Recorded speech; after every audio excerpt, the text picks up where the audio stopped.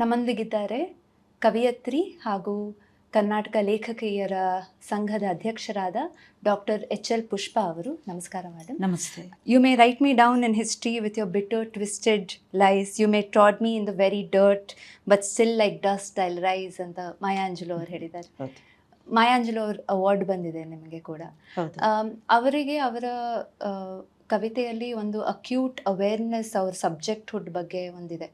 ಅದು ಎಷ್ಟು ಮುಖ್ಯ ಕವಿಗಳಿಗೆ, ಮತ್ತು ನಿಮಗೆ ಇನ್ಸ್ಪೈರ್ ಮಾಡಿದ, ಪ್ರೇರಣೆ ಮಾಡಿದ ಕವಿಗಳಿಗೆ ಅಥವಾ ಲೇಖಕರಿಗೆ ಆ ಸಬ್ಜೆಕ್ಟ್ ಹುಡ್ಡಿನ ಅರಿವು ಇತ್ತ? ಮಾಯಾ ಆಂಜಲೆ ಅವ್ರದ್ದು ಪ್ರಸಿದ್ಧವಾದ ಪದ್ಯ ಕನ್ನಡಕ್ಕೆ ಟ್ರಾನ್ಸ್ಲೇಟ್ ಆಗಿ ಸೆರೆ ಹಕ್ಕಿ ಆಡುವುದು ಏಕೆಂದು ಬಲ್ಲೆ ಅಂಥೇಳಿ. ಕವಿ ಒಂದು ಜನಾಂಗದ ಧ್ವನಿಯನ್ನು ಹೇಳ್ತಿರ್ತಾನೆ, ಜೊತೆಯಲ್ಲಿ ತನ್ನ ಧ್ವನಿಯನ್ನು ಹೇಳ್ತಿರ್ತಾಳೆ ನಾವು ಇದರಲ್ಲಿ ತಗೊಂಡ್ರೆ.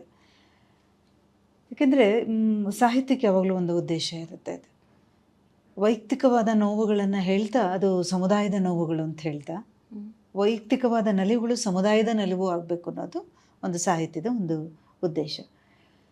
ಮಾಯಾ ಆಂಜಲ ಅಂತ ಕವಿಯತ್ರಿಯರು ಬಹಳ ದೊಡ್ಡವರು. ಯಾಕೆ ದೊಡ್ಡವರು ಅಂದರೆ, ಆಫ್ರಿಕಾದಂಥ ಒಂದು ವರ್ಣಭೇದದ ಒಂದು ಕಂಟ್ರಿಯಲ್ಲಿ ಅವರು ಬರೆಯೋದೇ ಒಂದು ಸವಾಲು ಅನ್ನೋ ಸಂದರ್ಭದಲ್ಲಿ, ಒಂದು ರೈಲಲ್ಲಿ ಪ್ರಯಾಣ ಮಾಡೋದು ಒಂದು ದೊಡ್ಡ ಸವಾಲು ಅನ್ನೋ ಸಂದರ್ಭಗಳಲ್ಲಿ ಅವರು ವರ್ಣದ ಕಾರಣಕ್ಕಾಗಿಯೇ ಹಲವು ಬಿಕ್ಕಟ್ಟುಗಳಿಗೆ, ಸಂಕಟಗಳಿಗೆ ಒಳಗಾದಂಥವ್ರು. ಇಂತಹ ಮಹಿಳೆಯರು ಒಂದು ಬಿಡುಗಡೆಯ ಒಂದು ಭಾವಕ್ಕಾಗಿ ಹಂಬಲಿಸಿದವರು, ಅದನ್ನು ಬರೆದವರು, ಹಲವಾರು ಆ ಥರದ ಜನರಿಗೆ ಒಂದು ಮಾದರಿಯಾಗಿ ಅವರು ನಿಂತವರು. ನಾನು ಬರೆಯುವ ಸಂದರ್ಭದಲ್ಲಿ ಬಹಳಷ್ಟು ಜನ ನನಗೆ ಪ್ರಭಾವ ಬೀರಿದ್ದಾರೆ. ಮುಖ್ಯವಾಗಿ ಕಾವ್ಯವನ್ನು ಯಾರಿಗೆ ಯಾತಕ್ಕಾಗಿ ಬರೀಬೇಕು ಅನ್ನೋ ಅರಿವನ್ನು ಇಟ್ಕೊಂಡು ಯಾರು ಬರೆದಿದ್ದಾರೆ ಅಂಥವ್ರು ನನಗೆ ತುಂಬ ಪರಿಣಾಮವನ್ನು ಬೀರಿದ್ದಾರೆ. ನನ್ನ ಮೆಚ್ಚಿನ ಕವಿ ಅಂತ ನಾನು ಗುರುತಿಸೋದು ಡಾಕ್ಟರ್ ಸಿದ್ಧಲಿಂಗಯ್ಯ ಅವರು. ದಲಿತ ಕವಿ ಅಂತ ಹೇಳ್ತಾರೆ. ಕೇವಲ ದಲಿತ ಕವಿ ಅನ್ನೋ ಕಾರಣಕ್ಕಾಗಿ ನಾನು ಅವ್ರನ್ನ ಇಷ್ಟಪಡಲ್ಲ. ಒಂದು ಅಂತರಂಗದ ನೋವನ್ನು ಒಂದು ಸಮುದಾಯದ ನೋವನ್ನಾಗಿ ತುಂಬ ಮ್ಯಾಜಿಕಲ್ಲಾಗಿ ಟರ್ನ್ ಮಾಡಿಬಿಡ್ತಾರೆ. ಇದು ಒಂದು ಪ್ರಣಯದ ಕವಿತೆಯಲ್ಲೂ ಕೂಡ ಒಂದು ಜನಾಂಗದ ನೋವನ್ನು ಕಟ್ಕೊಟ್ಬಿಡ್ತಾರೆ ಅವರು. ತೆಂಗು ತಾರೆಗಳ ಸಂಗಮವಿಲ್ಲ ಇಲ್ಲಿ ಈ ಒಂದು ನಾಡಿನಲ್ಲಿ, ಮೇಲು ಮತ್ತು ಕೆಳಗು ಅನ್ನೋದು ಹೇಗಿದೆ ಅಂದರೆ ಯಾವತ್ತೂ ಮೇಲೆ ಮತ್ತು ಕೆಳಗು ಸಂಸೋದಕ್ಕೆ ಸಾಧ್ಯನೇ ಇಲ್ಲ ಅಂತ ಹೇಳ್ತಾರೆ. ಈ ಥರದ ಒಬ್ಬ ಕವಿ ಡಾಕ್ಟರ್ ಎಚ್.ಎಸ್. ಶಿವಪ್ರಕಾಶ್ ತುಂಬ ನನಗೆ ಮೆಚ್ಚಿನದು. ಈ ಸೂಫಿ ಆಗ್ಬೋದು ಅಥವಾ ವಚನಗಳಾಗ್ಬೋದು, ಈ ಅನುಭವದ ಒಂದು ಧ್ವನಿ ಏನಿದೆ, ನನಗೆ ಅನುಭವ ಸಾಹಿತ್ಯ ತುಂಬ ಇಷ್ಟ ಆಗುತ್ತೆ. ನನಗೆ ಆ ಧ್ವನಿಗಳನ್ನು ಗ್ರಹಿಸೋದಕ್ಕೆ ನನಗೆ ಅವರ ಕವಿತೆಗಳಲ್ಲಿ ಕಾರಣ ಆಯಿತು. ಹಾಗಾಗಿ ಮತ್ತು ಇವತ್ತಿಗೂ ಕೂಡ ಅವರು ಪ್ರಯೋಗಾತ್ಮಕ ಹಿನ್ನೆಲೆಯಲ್ಲಿ ಬರೀತಾ ಇರುವಂಥ ಕವಿ. ಅಂದರೆ ಅವರು 60-70 ಮಧ್ಯದಲ್ಲಿದ್ದಾರೆ. ಈಗಲೂ ಅವರಿಗೆ ಹೊಸ ಕವಿತೆಗಳನ್ನು ಬರೆಯೋದಕ್ಕೆ ಸಾಧ್ಯ ಆಗುತ್ತೆ ಅನ್ನೋದಿದೆಯಲ್ಲ, ಒಬ್ಬ ಕವಿಯ ಜೀವಂತಿಕೆಯನ್ನು ಅದು ಹೇಳುತ್ತೆ. ಇನ್ನೊಬ್ಬ ಕವಿ ನಾನು ತುಂಬ ಇಷ್ಟಪಡೋದು ಗಂಗಾಧರ ಚಿತ್ತಾಲ. ಗಂಗಾಧರ ಚಿತ್ತಾಲರು ಹರಿವ ನೀರುದುದ್ದ ತುಂಬ ಒಳ್ಳೆಯ ಒಂದು ಕವಿತೆಗಳು. ಯಶವಂತ ಚಿತ್ತಾಲರ ತಮ್ಮ ಅವರು ಕಥಾಕ್ಷೇತ್ರದ ಕಥನದಲ್ಲಿ ಕೆಲಸ ಮಾಡಿದರು, ಇವರು ಕಾವ್ಯದಲ್ಲಿ ಕೆಲಸ ಮಾಡಿದರು. ಮೂರು ದಿಕ್ಕುಗಳನ್ನು ಪ್ರತಿನಿಧಿಸುವಂಥ ಈ ಕವಿಗಳು ವ್ಯಕ್ತಿಯೊಬ್ಬನ ನೋವನ್ನು ಒಂದು ಸಮುದಾಯದ ನೋವನ್ನಾಗಿ, ಎಲ್ಲರ ನೋವನ್ನಾಗಿ, ಎಲ್ಲರ ನಲಿವನ್ನಾಗಿ ಹೇಳಬಲ್ಲಂಥ ಸಾಮರ್ಥ್ಯ ಇರುವಂಥ ಕವಿಗಳು. ಹಾಗಾಗಿ ನಾನು ಇವ್ರು ಮಾಡೆಲ್ಲಾಗಿ ಇಟ್ಕೊಂಡೆ ಅಂದರೆ ಅವ್ರನ್ನ ಅನುಸರಿಸ್ದೆ ಅಂತಲ್ಲ, ನಾನು ನನ್ನ ಧ್ವನಿಗಳನ್ನು ನಾನು ಹೇಳಲಿಕ್ಕೆ ಆರಂಭಿಸಿದೆ. ಸ್ತ್ರೀವಾದ ಅನ್ನೋ ಮಾತು ನಮ್ಮಲ್ಲಿ ಬಂದಿದೆ. ಫೆಮಿನಿಸ್ಟ್ ಈಗ 4 ಬೆಲ್ಲು ಒಳಗೊಂಡು 4-5ನೇ ತಲೆಮಾರಿಗೆ ನಾವು ಬಂದಿದ್ದೀವಿ. ಕನ್ನಡ ಕಾವ್ಯಕ್ಕೆ ಸ್ತ್ರೀವಾದ ಬಂದಾಗ ಅದು ಥಿಯರಿಟಿಕಲ್ ಆಗಿ ಬಂದದ್ದು. ಅದಕ್ಕಿಂತ ಮುಂಚೆನೇ ನಮ್ಮಲ್ಲಿ ಎಲ್ಲ ಕವಿಯತ್ರಿಯರು ರೆಬೆಲಿಂಗಾಗಿ ಬರೆಯೋದಕ್ಕೆ ಆರಂಭಿಸಿದ್ರು. ರೆಬೆಲ್ ಅಂದರೆ ವ್ಯವಸ್ಥೆಯ ವಿರುದ್ಧ, ಪುರುಷರ ಒಂದು ಯಜಮಾನಿಕೆ ವಿರುದ್ಧ ಬರಿತಾ ಇದ್ರು. ಆವಾಗ ಪರ್ಟಿಕ್ಯುಲರಾಗಿ ಸ್ತ್ರೀವಾದ ಅನ್ನೋ ಒಂದು ಏನು ಹೇಳ್ತೀನಿ ಒಂದು ಸಿದ್ಧಾಂತ ಇರಲಿಲ್ಲ. ಆ ನಂತರ ಸಿದ್ಧಾಂತ ಬಂತು. ಆ ಸಿದ್ಧಾಂತ ಬಂದ ನಂತರ ಮೊದಲನೇ ಬಾರಿಗೆ ಎಲ್ಲ ಹೆಣ್ಣು ಮಕ್ಕಳು ತಾವು ಏನಾಗಿದ್ದೇವೆ, ಏನಾಗಬೇಕಾಗಿದೆ, ಏನನ್ನು ಬರಿತೀವಿ, ನಮ್ಮ ಬದುಕು ಹೇಗಿದೆ, ಇದನ್ನು ಗಂಭೀರವಾಗಿ ಆಲೋಚನೆ ಮಾಡೋದಕ್ಕೆ ಆರಂಭಿಸಿದರು.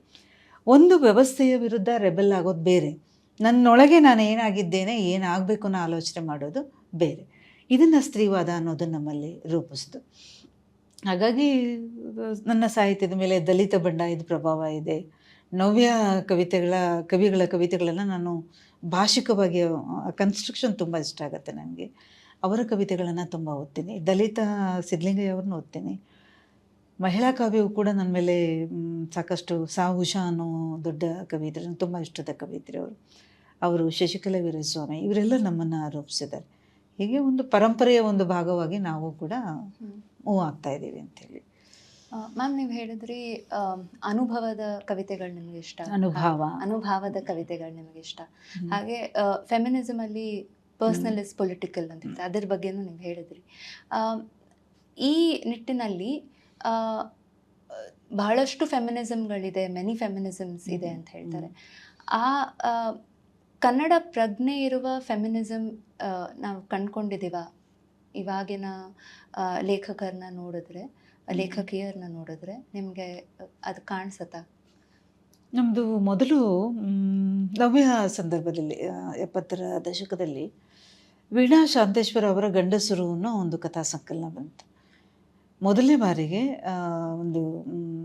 ಒಂದು ಹೆಣ್ಣು ಹೇಗೆ ಎಲ್ಲ ಗೋಡೆಗಳನ್ನು ಆವರಣಗಳನ್ನು ದಾಟಿ ಒಬ್ಬ ಪುರುಷ ಹೇಗೆ ಸಹಜವಾಗಿ ಬದುಕೋಕ್ಕೆ ಸಾಧ್ಯನಾಗಿ ತಾನೂ ಬದುಕಬಲ್ಲೆಳು ಅನ್ನೋದನ್ನು ಸಾಬೀತು ಮಾಡಿದಂಥ ಒಂದು ಕಾದಂಬರಿ. ಅದು ಚರ್ಚೆಗೆ ಬೇರೆ ಬೇರೆ ಥರ ಬರುತ್ತೆ. ಅದು ಆ ನಂತರ ಬಂದಂತಹ ಮೊದಲ ತಲೆಮಾರಿನ ನಮ್ಮ ಭಾಗ್ಯಲಕ್ಷ್ಮಿ ಎನ್ನುವಂಥ ಒಬ್ಬ ಕವಿಯತ್ರಿ, ಬೆರಳ ಸಂಧಿಯ ಬದುಕು ಅಂಥೇಳಿ.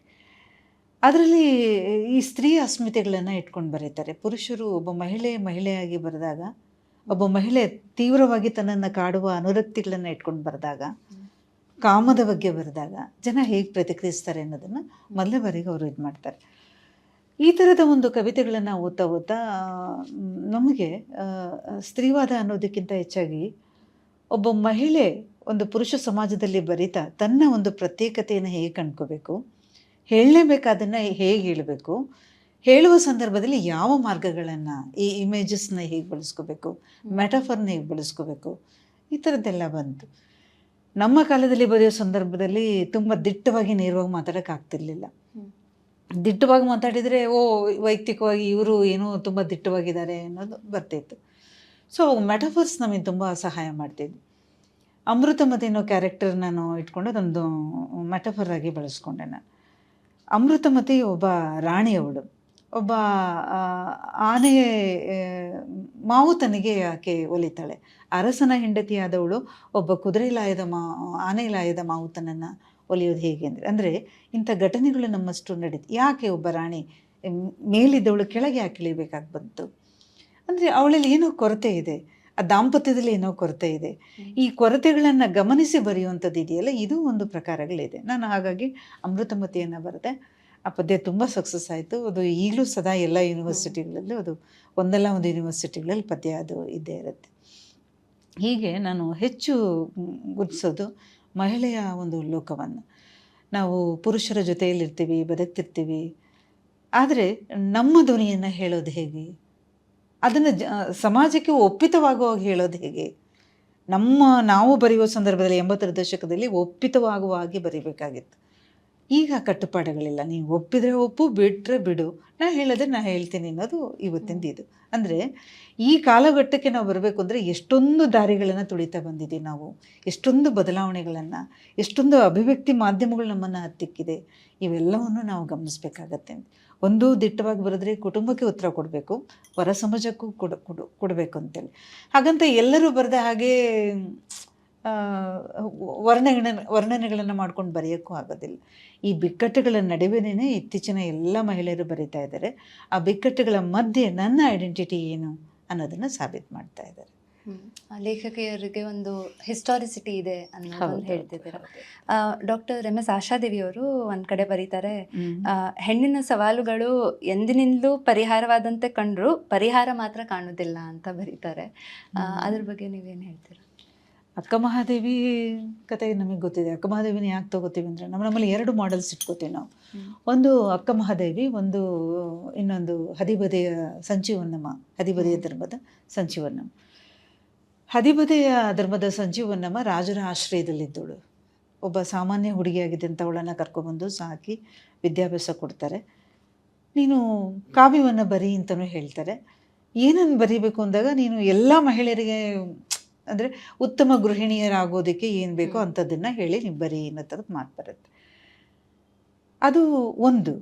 ಅದನ್ನು ಬರಿತಾ ಬರಿತಲೇ ಅಲ್ಲೊಂದು ಇಲ್ಲೊಂದು ಅವಳದು ಪ್ರತಿಭಟನೆಯ ಧ್ವನಿಗಳು ಬರುತ್ತೆ ಅವಳದು. ಹೇಗೆ ಹೇಳ್ತಾಳೆ ಅಂದರೆ, ಆ ಇಡೀ ಕಾವ್ಯ ಬರೆಯೋದು ಗೃಹಿಣಿಯಾಗಿ ನೀನು ಮನೆ ಆಳ್ತೆಯನ್ನು ಹೇಗೆ ಸಂಭಾಳಿಸೋದು, ತರಕಾರಿಯನ್ನು ಹೇಗೆ ಎತ್ತಿಡಬೇಕು, ಸಾಮಾನು ಹಾಳಾಗ್ದಂಗೆ ಹೇಗೆ ನೀನು ರಕ್ಷಣೆ ಮಾಡಬೇಕು ಅನ್ನೋದನ್ನು ಒಬ್ಬ ತಾಯಿ ತನ್ನ ಮಗಳಿಗೆ ಹೇಗೆ ಹೇಳ್ತಾಳೋ ಹಾಗದು ಹೇಳ್ತಾ ಹೋಗ್ತಾಳೆ. ಅದೇ ಇದರಲ್ಲಿ ಅವಳು ಹೇಳ್ತಾಳೆ, ಪುರುಷನಾದ ನೀನು ನಿನ್ನ ಹೆಂಡತಿಯನ್ನು ನೀನು ಹೇಗೆ ನಡೆಸ್ಕೋಬೇಕು.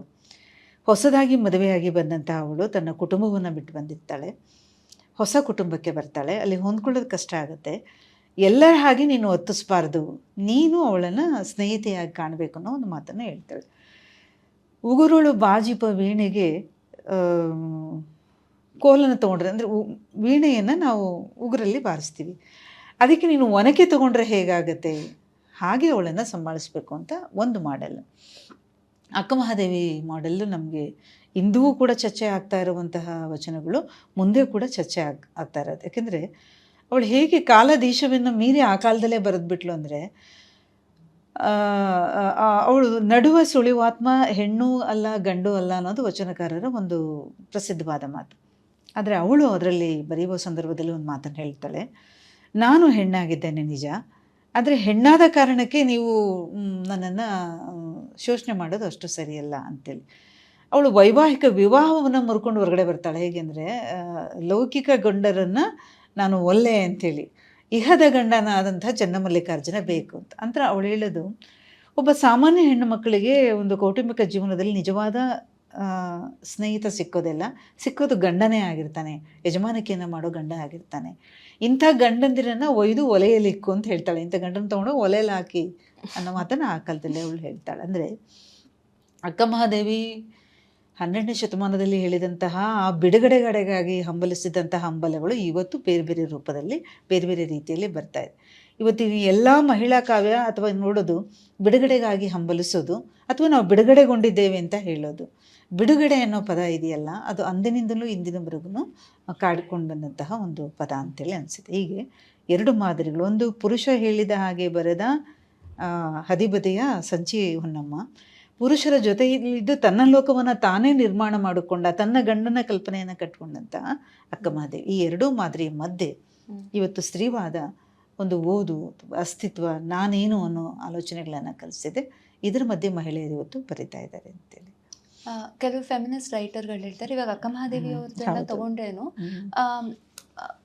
ನಮ್ಮ ಅಜ್ಜಿ ಕಾಲದಲ್ಲಿನೇ ಫೆಮಿನಿಸಮ್ ಅನ್ನೋದಿತ್ತು, ಸ್ತ್ರೀವಾದ ಇತ್ತು, ಆದರೆ ಅದರ ಪರಿಭಾಷೆ ಗೊತ್ತಿಲ್ಲ, ಹೇಳುವ ರೀತಿ ಬೇರೆ ಇತ್ತು. ನಿಮಗೆ ನೀವು ಮೊದಲನೇ ಬಾರಿ ಇದು ಫೆಮಿನಿಸ್ಟ್, ನಾನ್ ಫೆಮಿನಿಸ್ಟ್ ಅಂತ ಅನ್ಸಿದ್ದು ಯಾವಾಗ? ನನಗೆ ಆ್ಯಕ್ಚುಲಿ ನಾನು ಮೊದಲಿಂದನೂ ಯೋಚನೆ ಮಾಡೋದು, ಸ್ತ್ರೀವಾದದ ಬಗ್ಗೆ ಮಾತುಗಳಿದೆ. ಸ್ತ್ರೀವಾದ ಬರೆಯೋಕ್ಕಿಂತ ಮುಂಚೆನೇ ನಾವು ನಮ್ಮತನವನ್ನು ಕುರಿತು ಆಲೋಚನೆ ಮಾಡಿದ್ವಿ. ಅರೆ, ನಾವು ಎಲ್ಲರೂ ಇದ್ದಂಗೆ ಯಾಕೆ ಇರೋಕ್ಕಾಗಲ್ಲ, ಎಲ್ಲರೂ ಹೇಳಿದ್ದನ್ನು ನಾವೇ ಕೇಳೋಕ್ಕಾಗಲ್ಲ, ಪುರುಷರ ಹಾಗೆ ಮುಕ್ತವಾಗಿ ಯಾಕೆ ಬರೆಯೋಕ್ಕಾಗಲ್ಲ ಅಂತ ಅನ್ಸೋಕೆ ಆರಂಭಿಸಿತ್ತು ನನಗೆ. ಸ್ತ್ರೀವಾದ ಏನು ಮಾಡ್ತು ಅಂದರೆ, ಬೇರೆ ಬೇರೆ ಅಧ್ಯಯನಗಳನ್ನು ನಮಗೆ ಕಲಿಸ್ತಾ ಹೋಯ್ತು, ಒಂದು ಭದ್ರವಾದ ಚೌಕಟ್ಟನ್ನು ಹಾಕ್ತು. ಅದಕ್ಕಿಂತ ಮುಂಚೆನೇ ನಮ್ಮಲ್ಲಿ ಪ್ರಶ್ನಿಸುವ, ಬರೆಯುವ ಒಂದು ಪರಂಪರೆ ಆಗಲೇ ಆರಂಭ ಆಗ್ಬಿಟ್ಟಿತ್ತು. ಚಾ ಸರ್ವಮಂಗಳ ಅಂತೂ ಆ ಕಾಲದಲ್ಲೇ ಪುರುಷ ವ್ಯವಸ್ಥೆಯನ್ನು ಪ್ರಶ್ನಿಸಿ ಬರೆದವರು. ಪ್ರತಿಭಾನಂದ ಕುಮಾರ್ ಈಗಲೂ ಬರೀತಾರೆ.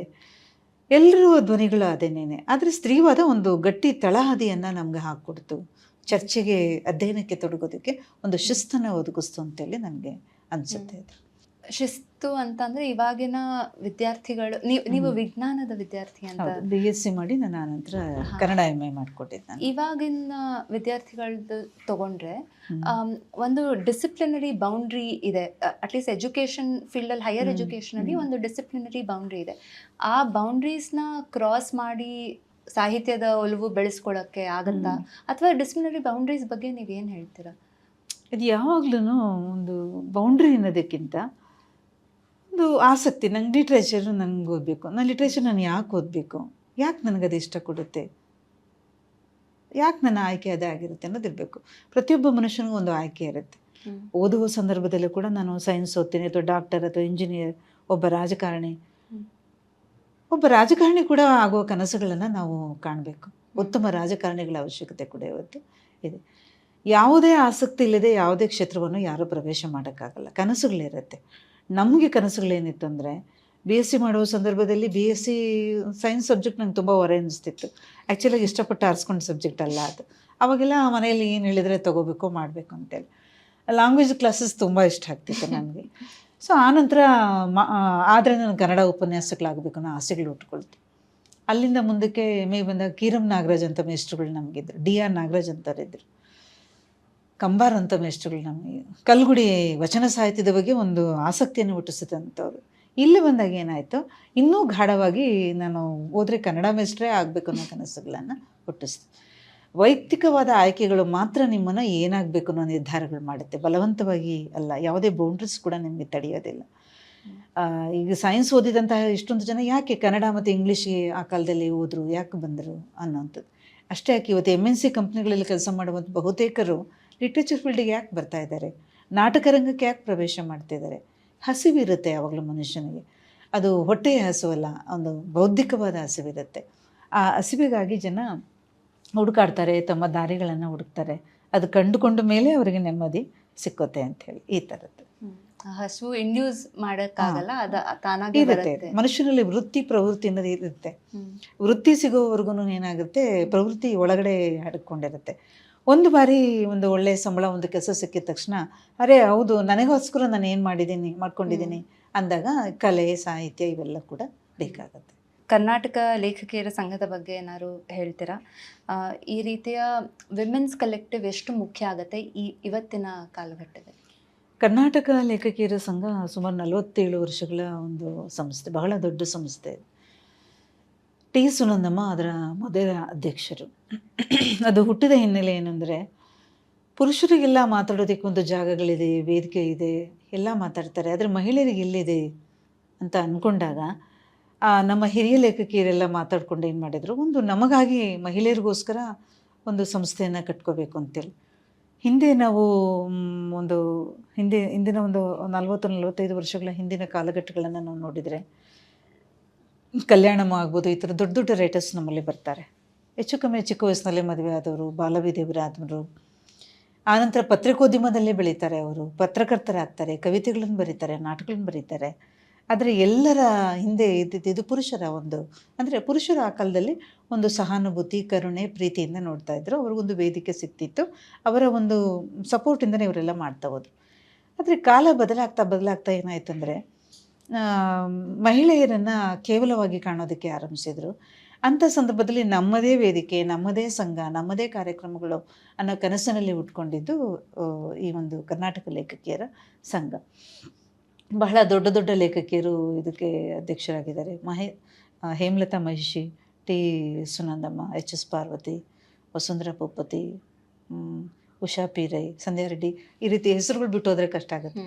ದೊಡ್ಡ ಪರಂಪರೆನೇ ಇದೆ. ಇವರೆಲ್ಲರೂ ಒಂದು ಲೇಖಕಿಯರ ಸಂಘವನ್ನು ಕಟ್ಟುತ್ತಾ ಲೇಖಕಿಯರನ್ನು ಒಂದು ಕಡೆ ಸೇರಿಸೋದು, ಅವರ ಸಂವೇದನೆಗಳನ್ನು ಹಂಚ್ಕೊಳ್ಳೋದು, ಅವರ ಜಗತ್ತನ್ನು ವಿಸ್ತರಿಸೋದು, ಈ ಕೆಲಸಗಳನ್ನು ಮಾಡ್ತಾ ಹೋದರು. ನಮ್ಮಲ್ಲಿ ಮುಖ್ಯವಾದ ಒಂದು ಪ್ರಕಟಣೆ ಇದೆ, ಲೇಖಲೋಕ ಅಂಥೇಳಿ ಒಂದು ಬರುತ್ತೆ. ಮಹಿಳಾ ಆತ್ಮಕಥೆಗಳು ಪ್ರಕಟ ಆದವು. ಒಟ್ಟು ಅದು 7 ಸೀರೀಸ್ ಬಂದಿದೆ, ಈಗ 8ನೇದು ಬರುತ್ತೆ. ಅದರಲ್ಲಿ ಬಹಳ ಹಿಂದೆ ಇದ್ದಂತಹ ಲೇಖಕಿಯರನ್ನೆಲ್ಲರನ್ನೂ ಸೇರಿಸಿ ಅವರನ್ನು ಒಂದು ಕಡೆ ಒಂದು ಶಿಬಿರಗಳನ್ನು ಮಾಡಿ, ಅವರ ಬರೆಯುವ ಬದುಕಿನ ಕಷ್ಟಗಳೇನು, ನಷ್ಟಗಳನ್ನು ಹೇಗೆ ಬರೆದ್ರು, ಇವೆಲ್ಲವನ್ನು ಅವರ ಆತ್ಮಕಥೆಗಳಲ್ಲಿ ಬಿಚ್ಚಿಡ್ತಾ ಹೋಗ್ತಾರೆ. ಕೆಲವು ಮನೆಗಳಲ್ಲಿ ಓದೋದನ್ನೇ ನಿಷೇಧಿಸ್ತಾ ಇದ್ದಂತಹ ಕಾಲಗಳು. ವೃತ್ತಪತ್ರಿಕೆ ತೊಗೊಂಡ್ರೆ ಯಾಕೋತೀಯ, ಪುಸ್ತಕ ತೊಗೊಂಡ್ರೆ ಯಾಕೋತೀಯ ಅನ್ನುವ ಸಂದರ್ಭಗಳಲ್ಲೂ ಕೂಡ ಅವರು ಹೇಗೆ ಬರೆದ್ರು, ಕದ್ದು ಮುಚ್ಚಿ ಬರೆದ್ರು, ಆನಂತರ ದೊಡ್ಡ ಲೇಖಕಿಯರಾದರು. ಈ ಥರದ್ದೆಲ್ಲ ಒಂದು ಪರಂಪರೆಗಳು ನಮ್ಮಲ್ಲಿದೆ. ಅಂದರೆ ಓದು ಬರಹ ನಿಷೇಧ, ಹೆಣ್ಣು ಮಕ್ಕಳು ಮನೆ ವಾಳ್ತೆ ಮಾಡ್ಕೊಂಡಿದ್ರೆ, ಸಂಸಾರ ಮಾಡ್ಕೊಂಡಿದ್ರೆ ಸಾಕು ಅನ್ನೋ ಸಂದರ್ಭಗಳಲ್ಲಿ ಇವರೆಲ್ಲ ಹೇಗೆ ಬೆಳೆದು ಬಂದ್ರು ಒಂದು ದೊಡ್ಡ ವಿಸ್ಮಯದ ಕಥೆಗಳು ಆ ಲೇಖಲೋಕದಲ್ಲಿ ಸಿಗ್ತಾ ಹೋಗುತ್ತೆ. ಬಾನು ಮುಷ್ತಾಕ್ ಅವ್ರದ್ದು ಕಥೆಗಳಿದೆ, ಸಾರಾ ಅಬೂಬಕರ್ ಅವ್ರ ಕಥೆಗಳಿದೆ. ಅಲ್ಪಸಂಖ್ಯಾತ ಸಮುದಾಯದಿಂದ ಬಂದು ಬರೆಯೋದೇ ಒಂದು ಸಾರಾ ಅಬೂಬಕರ್ದು ಆತ್ಮಕಥೆಗಳಲ್ಲಿ ಬರುತ್ತೆ. ಅವ್ರ ಮನೇಲಿ ಇವರು ಟೇಪಾಯ್ ಮೇಲೆ ನ್ಯೂಸ್ ಪೇಪರ್ಸ್ ಎಲ್ಲ ಹಾಕ್ತಾಯಿದ್ರಂತೆ. ಪುರುಷರೆಲ್ಲ ಓದಿದ ಮೇಲೆ ಎತ್ತು ಬಿಡ್ತಿದ್ರಂತೆ. ಇವ್ರ ಮನೇಲಿ ಓದುವ ಹವ್ಯಾಸ ಇದ್ದಂತೆ. ಒಬ್ಬಳೆ ಮಗಳು ಚೆನ್ನಾಗಿ ಓದಿಸಿರ್ತಾರೆ. ಆ ನ್ಯೂಸ್ ಪೇಪರ್ ಬೇಕು ಅಂದರೆ ಕದ್ದು ಮುಚ್ಚಿ ಎತ್ಕೊಂಡೋಗಿ ಕೊಠಡಿಯಲ್ಲಿ ಓದುವಂತಹ ಸಂದರ್ಭಗಳು ಇತ್ತು ಅಂಥೇಳಿ. ಅಲ್ಲಿಂದ ಇಲ್ಲಿಯವರೆಗೆ ನಾವು ಸಾಗಿ ಬಂದಿದ್ದೇವೆ. ನಮ್ಮ ಅಸ್ತಿತ್ವದ ಬಗ್ಗೆ ನಮಗೆ ಅರಿವಿದೆ, ಏನು ಮಾಡಬೇಕು ಅನ್ನೋ ಅರಿವಿದೆ, ಏನು ಬರೀಬೇಕು ಮತ್ತು ಯಾರಿಗಾಗಿ ಬರೀಬೇಕು ಅನ್ನೋ ಒಂದು ಸ್ಪಷ್ಟ ಕಲ್ಪನೆಗಳು ಇವತ್ತಿನ ಮಹಿಳೆಯರಿಗೆ ಇದೆ. ಸ್ತ್ರೀವಾದನೂ ಕೆಲಸ ಮಾಡಿದೆ ಮತ್ತು ಅವರ ವೈಯಕ್ತಿಕವಾದಂಥ ನೋವುಗಳು ತೊಡಗಿಸಿಕೊಳ್ಳುವ ಕೂಡ ಕೆಲಸ ಮಾಡಿದೆ ಅಂತೇಳಿ ನನಗೆ ಅನಿಸುತ್ತೆ. ನಿಮ್ಮ ಸಮಯಕ್ಕಾಗಿ ಧನ್ಯವಾದಗಳು ಮ್ಯಾಮ್. ಹೀಗೆ ಅಜಂತ್ ಯೂನಿವರ್ಸಿಟಿಗೆ ಬರ್ತಾರಿ. ನಿಮ್ಮ ಮಾತುಗಳು ನಮಗೆ ಮುಖ್ಯ. ಅಜೀಮ್ ಯೂನಿವರ್ಸಿಟಿನೂ ಭಾಳಷ್ಟು ಜನಪರವಾದ ಕೆಲಸಗಳನ್ನು ಮಾಡ್ತಾ ಇದೆ, ನಾವು ಗಮನಿಸ್ತಿರ್ತೀವಿ. ಹಾಗಾಗಿ ಸಂಸ್ಥೆಗೂ ಒಳ್ಳೆಯದಾಗಲಿ, ಇನ್ನಷ್ಟು ಎತ್ತರಕ್ಕೆ ಬೆಳೀಲಿ. ನಮಸ್ಕಾರ. ಧನ್ಯವಾದ.